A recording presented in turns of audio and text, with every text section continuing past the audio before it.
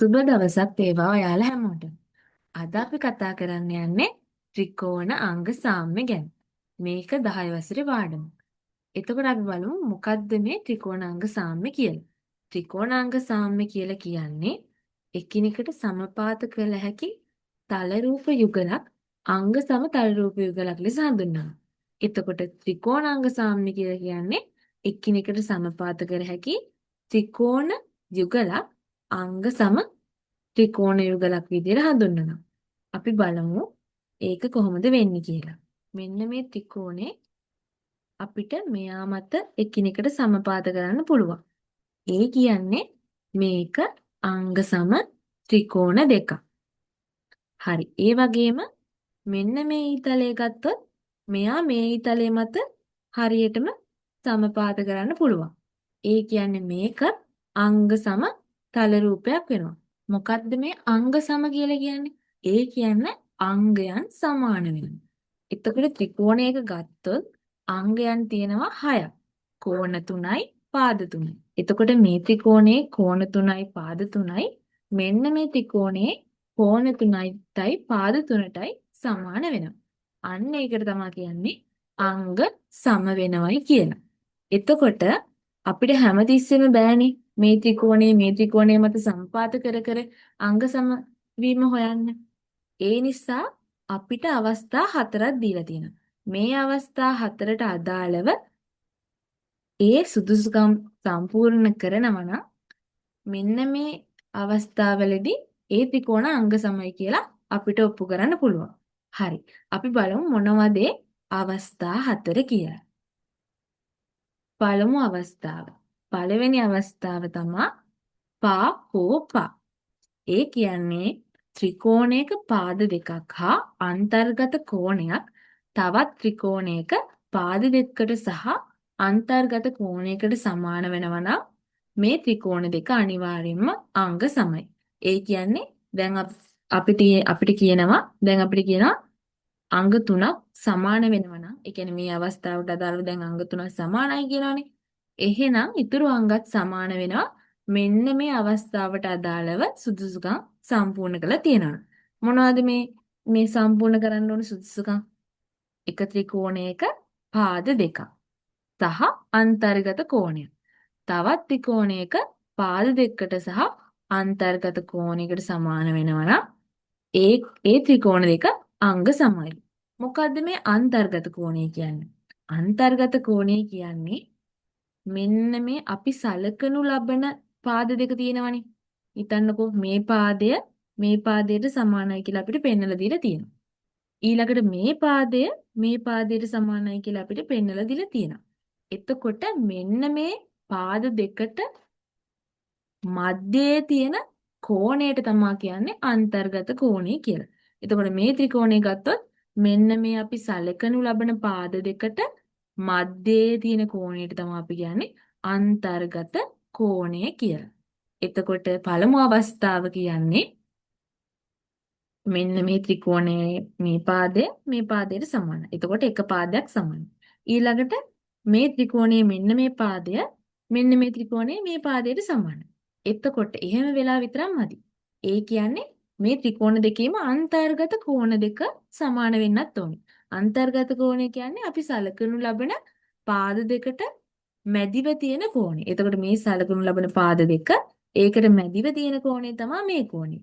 මේ ත්‍රිකෝණය ගත්තොත් අපි සලකනු ලබන පාද දෙක තියෙන මේ පාද දෙක ඒකට මැදයේ තියෙන කෝණය තමයි මේ කෝණය. එතකොට මේ අන්තර්ගත කෝණ යුගලත් සමානයි. හරි. එහෙනම් පළමු අවස්ථාව යටතේ මේ ත්‍රිකෝණ දෙක අංග සමයි. එතකොට දැන් අංග තුනක් කොහොමත් සමානයිනේ. අංග සමයි කියන්නේ එතකොට මේ ත්‍රිකෝණ දෙකට අදාළව ඉතුරු අංග තුනක්. ඒ කියන්නේ මේ කෝණේ මේ පාදෙයි මේ ත්‍රිකෝණයේ මේ පාදෙටයි සමාන වෙනවා. අන්න එතකොට මේ ත්‍රිකෝණ දෙක පාකෝපා අවස්ථාව යටතේ අංග සමයි කියලා අපිට කියන්න පුළුවන්. පාකෝපා කියනකොට අපිට තේරෙනවා පාදයයි අන්තර්ගත කෝණයයි පාදයයි. දැක්කද? පාද දෙකක් මැද්දේ කෝණය. අපිට මතක තියාගන්න ලේසි පාද දෙකක් මැද්දේ කෝණය. ඒක තමයි පළමු අවස්ථාව ත්‍රිකෝණ දෙකක් අංග සමයි කියලා ඔප්පු කරන්න පුළුවන්. අපි යන් ඊළඟට දෙවෙනි අවස්ථාවට. දෙවෙනි අවස්ථාව බලමු අපි මොකක්ද කියලා.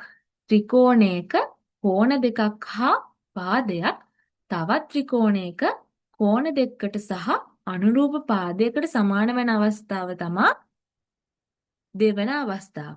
අපි ඒක හඳුන්වනවා කෝකෝ පා කියලා.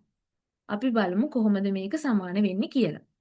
අපි සලකනු ලබන සලකුණු ලබන කෝණ දෙකකුයි පාදයකුයි තමයි මේ අවස්ථාවේදී සමාන වෙන්න ඕන. හිතමුකෝ මේ කෝණයට සමානයි. ඒ කියන්නේ මේ කෝණේ අංශක 60යි කියලා ගත්තොත් මේ කෝණේ අංශක 60යි. හරි මේ කෝණේ අංශක 40යි කියලා ගත්තොත් මේ කෝණේ අංශක 40යි. ඊළඟට මෙතන අපිට පාද දෙකක් සමානයි කියලා පෙන්නලා තියෙනවා. හැබැයි අපිට මොකද්ද කියනව නේද? මේ බලන්න අනුරූප පාදයට සමාන වෙන අවස්ථාව. මොකද්ද මේ අනුරූප පාදය කියන්නේ? අනුරූප පාදය කියන්නේ මොකද්ද කියලා ගත්තොත් දැන් මේ පාද දෙකනේ සමානයි කියලා දීලා තියෙන්නේ. මේ පාදයට මෙයාගේ මේ පාදය සමානයි. එතකොට මේ පාදයට අදාළව සම්මුඛව තියෙන කෝණය x නේ. ඒ වගේම මේ ත්‍රිකෝණයේ මේ පාදයට අදාළව සම්මුඛව තියෙන්නේ x කෝණය. අන්න ඒ වගේ අවස්ථාවලදී ඒ පාදවලට කියනවා අනුරූප පාද කියලා. හිතමුකෝ දැන් මෙන්න මේ කොටස මෙන්න මෙයා මෙහෙම වුණා කියලා. එතකොට දැන් මේ පාද දෙක තමයි අපිට සමානයි කියලා දීලා තියෙන්නේ. හැබැයි මේ පාදයට අදාළව සම්මුඛ කෝණය වෙන්නේ මෙයා x. හැබැයි මේ පාදයට අදාළව සම්මුඛ කෝණය වෙන්නේ වෙන කෝණයක්.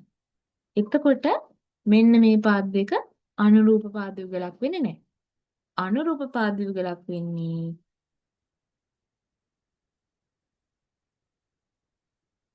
මෙන්න මේ වගේ මෙයාට සම්මුඛව තියෙන කෝණය මෙයාට සම්මුඛව තියෙන කෝණයට සමාන වුණොත් අන්න ඒ අවස්ථාවේදී මේ දෙක අනුරූප පාද යුගලක් කියලා අපිට කියන්න පුළුවන්.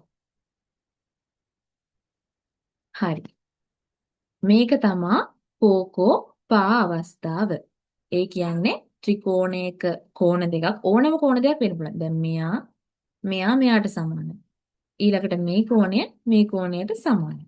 හැබැයි අනුරූප පාද කියන්නේ මෙයාට ඉස්සරහින් තියෙන කෝණයම මෙයාගේ මේ පාදෙත් ඒ කෝණයම වෙන්න ඕනේ. එතකොට තමයි ඒක අනුරූප පාදයක් වෙන්නේ. එතකොට මේ තමයි දෙවන අවස්ථාව. කෝ පා අවස්ථාව. එතකොට ත්‍රිකෝණයක් මේ විදිහට සියලු අවස්ථා සපුරනවා නම් කෝ පා අවස්ථාව යටතේ අංග සමයි කියලා අපිට කියන්න පුළුවන්. එතකොට මේ අංග විතරක් නෙමෙයි සමාන වෙන්නේ. ඉතුරු කෝණයි ඉතුරු පාදයි සමාන වෙනවා.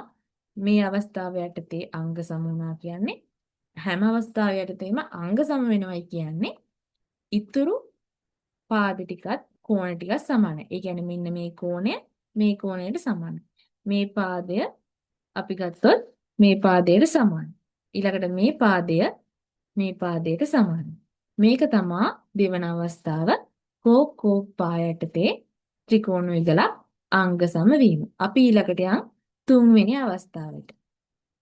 තුන්වෙනි අවස්ථාව නම් හරිම ලේසි අවස්ථාවක්. ඒ කියන්නේ ත්‍රිකෝණයක පාද තුනක් තවත් ත්‍රිකෝණයක පාද තුනකට සමාන වෙන අවස්ථාව තමයි අපි ඊළඟට කතා කරන්න යන්නේ. එතකොට මේ ත්‍රිකෝණයේ මේ පාදයට සමානයි. මේ පාදයට සමානයි. මේ පාදයට සමානයි. ඊළඟට ත්‍රිකෝණයක කෝණ තුනම සමානයි නම් අංග සම වෙනවයි කියලා වාට හිතෙන්න පුළුවන්. හැබැයි එහෙම වෙන්නේ නැහැ. මම පෙන්නන්න දෙය අවස්ථාව එහෙම වෙන්නේ නැත්තේ ඇයි කියලා. හිතන්නකෝ අපි ත්‍රිකෝණ දෙකක් ගමු. හරියට මේ වගේ. අපි ත්‍රිකෝණ දෙකක් ගමු. හරිද? මෙහෙම ත්‍රිකෝණ දෙකක් කියලා හිතන්නකෝ. ඔන්න එක ත්‍රිකෝණයක්. මේකෙම අපි ගන්නවා කොපියක්. ඒක පේස්ට් කරනවා මෙතෙන්ට. හරි. ඔන්න කොපි දෙකක්. ඒ කියන්නේ කොහොමත් මේකේ කෝණ තුනට සමානයි. හරි. දැන් මම මේක පොඩි කරනවා. පොඩි කරන්න පුළුවන් නේ අපිට. හරි. මේක මේ විදිහට පොඩි කරනවා. හිතන්නකෝ මේකේ කෝණ ටික මේ කෝණ තුන සමානයි කියලා. හැබැයි මේ කෝණ තුන මේ කෝණ තුනත් මේ කෝණ තුනට සමානයි. හැබැයි මේක සමපාත කරන්න පුළුවන්ද? මෙයාගේ මෙයාට සමපාත කරාම මොකද වෙන්නේ? මේ ත්‍රිකෝණයට සම්පාත වෙනවද කෝණ තුන සමාන වන පළියට? නැහැ. පාද තුන සමානයි නම් අංග සම වෙනවා. හැබැයි කෝණ තුන සමාන වන පළියට අංග සම වෙන්නේ නැහැ. මොකද මේ දෙක එකිනෙකට සමපාත කරන්න බෑ. දැක්කද? සම්පාත කරන්න බැහැ. ඒ කියන්නේ කෝණ තුනක් සමාන වන පළියට ත්‍රිකෝණයක් අංග සම වෙන්නේ නැහැ. තව තමා ත්‍රිකෝණයක පාද තුනක් තවත් ත්‍රිකෝණයක පාද තුනකට සමාන වන අවස්ථාව. ඒක තමයි තුන්වෙනි අවස්ථාව. පා අවස්ථාව. ඊළඟට අපි යමු හතරවෙනි අවස්ථාවට. හරි. හතරවෙනි අවස්ථාව ගත්තොත් එහෙම ඒකේ කියන්නේ ත්‍රිකෝණී ත්‍රිකෝණයක කර්ණය සහ පාදයක් වෙනත් ත්‍රිකෝණයක කර්ණය සහ පාදයකට සමාන වන අවස්ථාව අපි කියනවා හතරවෙනි අවස්ථාව නැත්නම් කර්ණ පා අවස්ථාව කියලා. හරි. ඔයා දන්නවද පයිතගරස් ප්‍රමේය? පයිතගරස් ප්‍රමේය මොකක්ද? අපි දන්නවා මේක x කියලා ගත්තොත් මේ දිගේ x මේක y කියලා ගත්තොත් x වර්ගය ධන y වර්ගය සමානයි. අපි මේක හිතමුකෝ z කියලා. z වර්ගයට. හරිද? මේකත් හරියට පාපා අවස්ථාව යටතේ අංග සම්වීමක් වගේම තමයි. හේතුව මොකද්ද? මං හේතුව පැහැදිලි කරන්න. මේ පාදේ x කියලා ගත්තොත් මේ පාදේ y කියලා හිතමු. මේ පාදේ z කියලා හිතමු. අපි කර්ණ පාදය කියන්නේ සුජුකෝණී ත්‍රිකෝණයට සම්මුඛව තියෙන පාදය. ඒ කියන්නේ මෙන්න මේක. සුජුකෝණී ත්‍රිකෝණයට මුහුණලා තියෙන පාදය මෙන්න මේ පාදය. ඒක තමයි මේ ත්‍රිකෝණයේ කර්ණ පාදය වෙන්නේ. ඊළඟට මේ ත්‍රිකෝණයට අදාළව ගත්තොත් සුජුකෝණී ත්‍රිකෝණයට මුහුණලා තියෙන්නේ මෙන්න මේ පාදය. මෙන්න මේ පාදය තමයි ඒ ත්‍රිකෝණයේ කර්ණ පාදය වෙන්නේ. එතකොට පයිතගරස් ප්‍රමේයයෙන් කියන්නේ මේ පාදය x මේ පාදය y මේ පාදය z කියලා ගත්තොත් x වර්ගය ධන y වර්ගය සමානයි z වර්ගය. ඒ කියන්නේ මේ පාදයේ වර්ගය සහ මේ පාදයේ වර්ගයේ එකතුව මෙන්න මේ කර්ණ පාදයේ වර්ගයට සමාන වෙනවයි කියන එක. හිතන්නකෝ දැන් කර්ණ පාදයකුයි තව පාදයකුයි සමාන නම් මේ සමීකරණයට අනුව ඉතිරි පාදය කොහොමත් සමාන වෙන්න ඉපැ. මේ සමීකරණයට අනුව, ඒ කියන්නේ පයිතගරස් ප්‍රමේයට අනුව පයිතගරස් ප්‍රමේය බලපාන්නේ සෘජුකෝණී ත්‍රිකෝණ වලට විතරයි. හරිද? එතකොට සෘජුකෝණී ත්‍රිකෝණයක අපි දන්නවා දැන් ත්‍රිකෝණී ත්‍රිකෝණයක හිතමුකෝ අපි එක පාදයක් දන්නවා. දැන් මේ පාදයට සමානයි කිව්වනේ. හරි. එතකොට මේ පාදයක් සමානයි නම් හිතමු කර්ණ පාදයක් සමානයි කියලා. හරි. එතකොට අනිවාර්යයෙන්ම මේ සමීකරණයට අනුව පයිතගරස් ප්‍රමේයට අනුව අනිවාර්යයෙන්ම ඉතුරු පාදයක් සමාන වෙන්න ඕනෙනේ. ඒ කියන්නේ මේ පාදයට සමානයි. මේ කර්ණ පාදයට සමානයි නම් මේ සමීකරණයට අනුව ඉතුරු වෙන්නේ මෙන්න මේ y කියන පාදය විතරයි. ඉතින් ඒ y පාදයට මේ සමීකරණය හරියට ඔප්පු වෙනවා නම් සමාන වෙන්න එපා. ඒ කියන්නේ හරියට නිකන් මේකත් පාපා අවස්ථාව යටතේ අංග සම වෙනවා වගේ අවස්ථාවක් තමයි. මොකද මේ සමීකරණයට අනුව සුජුකෝණී ත්‍රිකෝණයක පාද දෙකේ වර්ගය කර්ණ පාදයේ වර්ගයට සමානයි නම් එක පාදයක් දැනගත්තාම මෙයා x කියලා හිතමුකෝ. එහෙනම් මෙයාත් x. මෙයා z නම් මේ පාදය z කියලා හිතමුකෝ. මෙයාත් z නම් සමීකරණයට අනුව ඉතුරු වෙන්නේ මොකද්ද?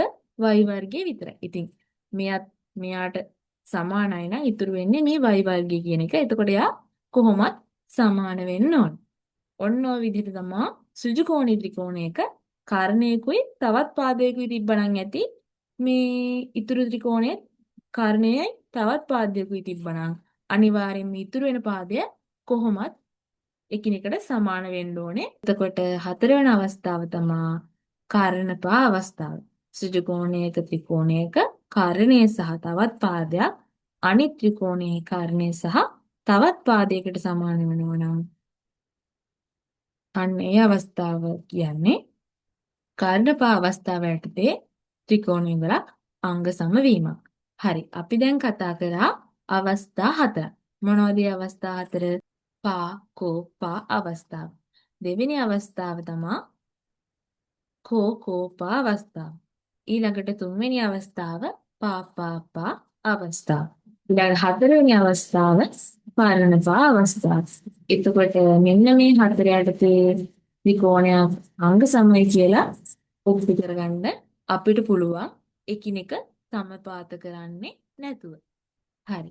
එහෙනම් මේ වගේ තවත් වීඩියෝ එකකින් අපි හම්බෙමු. ගිහින් එන්නම්. බයි.